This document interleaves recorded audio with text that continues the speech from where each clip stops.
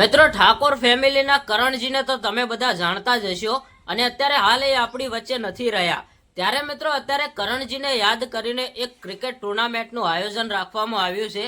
તમે વિડીયોમાં જોતા હશો કે કરણજીનો ફોટો લાગેલો છે અને મિત્રો ક્રિકેટ ટુર્નામેન્ટનું આયોજનમાં કરણજીના મિત્રો અને ઠાકોર ફેમિલીના જે ભાઈઓ છે એમને બધાએ મિત્રો આ ક્રિકેટ ટુર્નામેન્ટમાં હાજરી આપી હતી। અત્યારે હાલ સોશિયલ મીડિયામાંથી આપણને આ ઠાકોર ફેમિલીના સમાચાર મળી રહ્યા છે।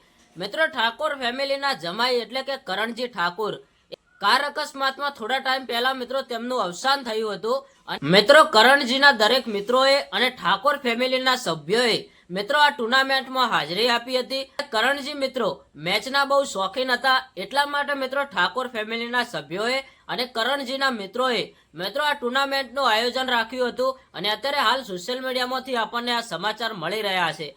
કારણ કે મિત્રો ઠાકોર ફેમિલીના કરણજી એમનું મિત્રો ગુજરાતમાં ખૂબ જ મોટું નામ હતું અને આ ઠાકોર ફેમિલીનું પણ ગુજરાતમાં ખૂબ જ મોટું નામ હતું। અત્યારે હાલ મિત્રો કરણજીને અવસાન થયે ઘણા બધા દિવસો થઈ ગયા છતાંય મિત્રો સોશિયલ મીડિયામાં તેમના વિડીયો હજારો અને લાખો વિડીયો તેમના આવી રહ્યા છે અને ઘણા બધા લોકો અત્યારે હાલ કરણજીને ખૂબ જ મિસ કરી રહ્યા છે।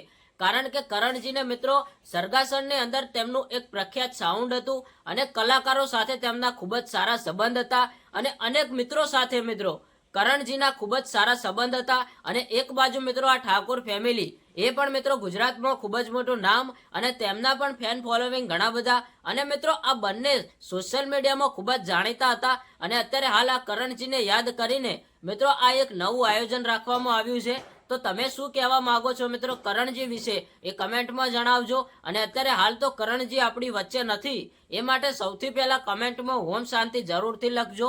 મિત્રો આજના માટે આટલું, આપણે મળીએ એક નવા વિડીયો સાથે અને તમે કરણજીને સપોર્ટ કરતા હોય અને કરણજીને યાદ કરીને કંઈ પણ કમેન્ટમાં લખવા માંગતા હોય તો જરૂરથી લખજો અને ઠાકોર ફેમિલીના વિડીયો તો રોજ આવતા જ હોય છે, તો તમે ઠાકોર ફેમિલીના વિડીયો જોવો છો તો પણ કમેન્ટ કરજો। તો મિત્રો ચલો મળીએ એક નવા વિડીયો સાથે।